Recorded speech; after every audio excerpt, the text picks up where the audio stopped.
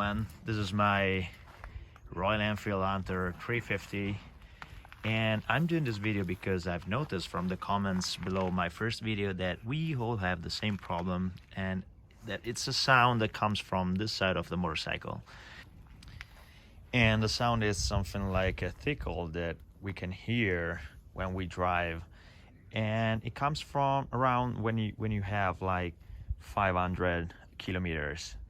So let's see. As you can see, I have like 3,000 kilometers. So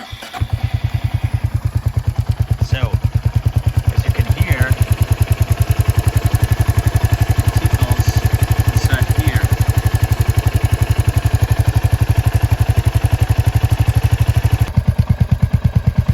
So I've read a lot of articles online, and it seems like this noise comes from here, where there's the timing chain.